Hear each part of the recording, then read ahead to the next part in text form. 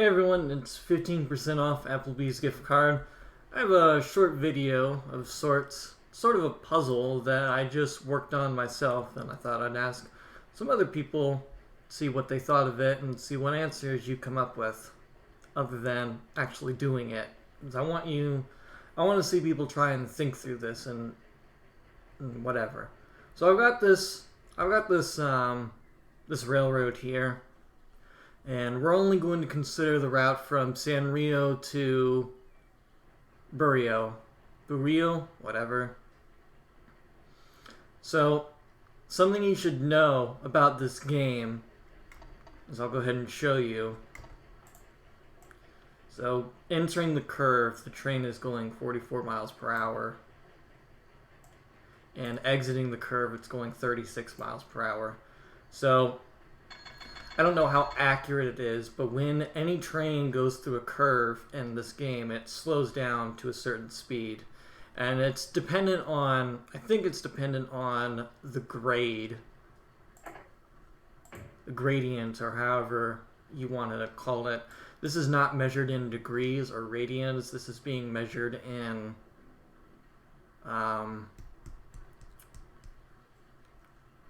my guess is that this is being measured in a percentage, I think. So obviously 0 is flat. This one is a little more difficult to sort of just think about. I believe as a reference that I'm trying to think of something that, of course I only know it in railroad terms. The steepest railroad in North America that used conventional locomotives is actually in Indiana. It was called the Madison Hill, it's in Madison, Indiana, and it was about 5.6%, I think. I'm going to double check that. This is obviously turning into a little more of a short video, but this is how things go.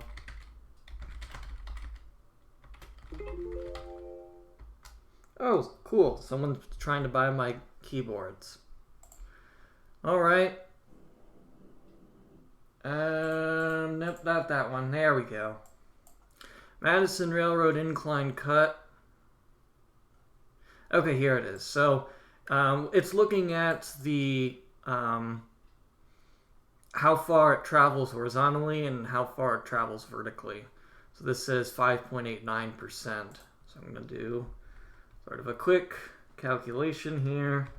412 divided by, now I need that number, 7012 times 100. Okay, so it's as simple as the y, the change in height in the numerator, and the x, the change in horizontal in the denominator. And then of course it's multiplied by 100 to turn it into a percentage.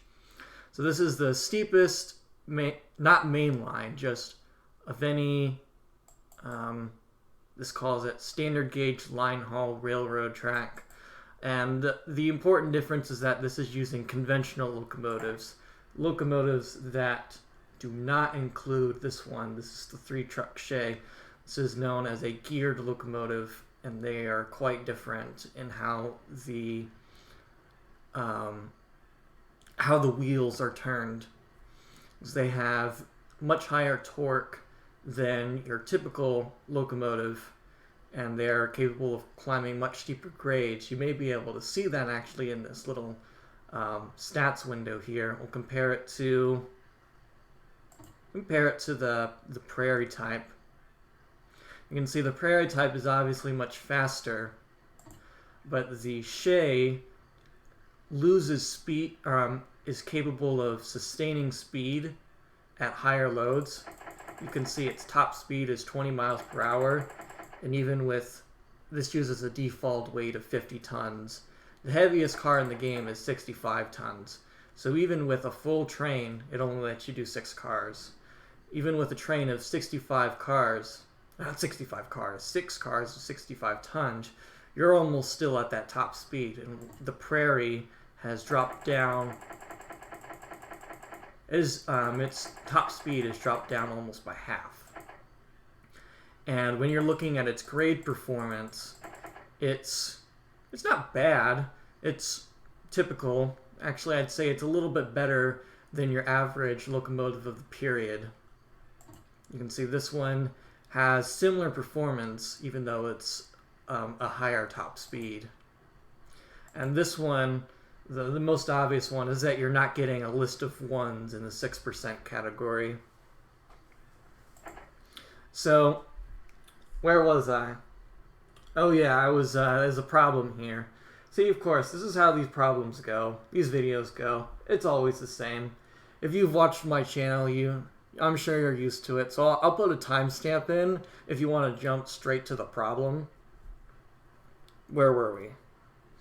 So the track is mostly flat. I'm sure it doesn't. Looks like the maximum grade on here is about 0.5%. And that's nice. It means we can use our... we don't have the Atlantic anymore because it's 1936. You can see this is actually one of the locomotives used in the experiment. It does not have great performance on grades. So the two locomotives are the 460 class B12. This is modeled after the Flying Scotsman.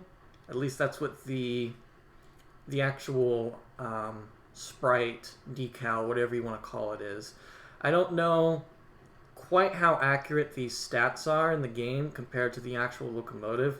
Some of them are a bit questionable because I'd say they're good, but it's really starting to be questionable when you look at their top speed pulling only 6 cars when your normal train would carry, 30 to 40, whatever, a mile-long train. Of course, the actual trains had double heading and all that, so it's a little bit complicated. So finally, we're at the actual question. So there's a train going from San Rio to Barrio.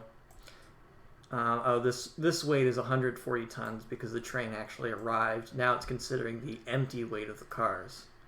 So the train in both instances is 200 tons, and that is considering the weight of the locomotive. The train weight stat here is a little bit deceiving because it actually includes the weight of the locomotive, but the weight of the locomotive is never said anywhere. So you'd have to do a little bit of subtraction. So in this case, the mail is 20 tons empty and the food is 20 tons empty. So 140 minus 60 gives the locomotive weight at 80 tons.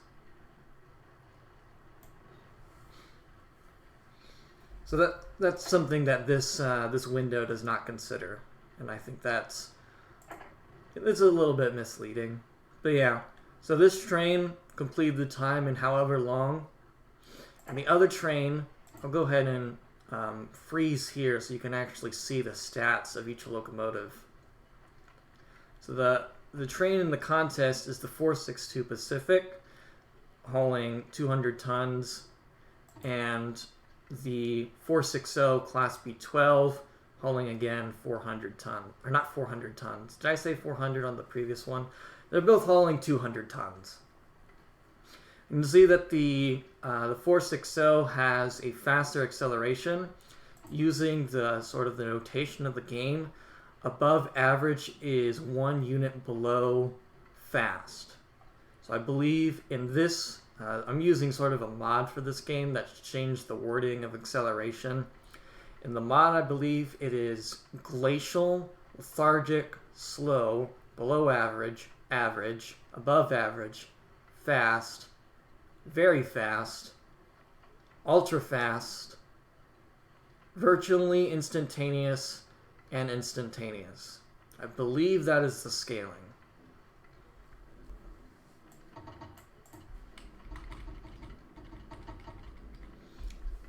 You're not going to see all of them at once. You'd have to unlock all the trains at once with a cheat to do that. So the question is, which train is going to go the fastest? Is going to travel this route in the shortest amount of time?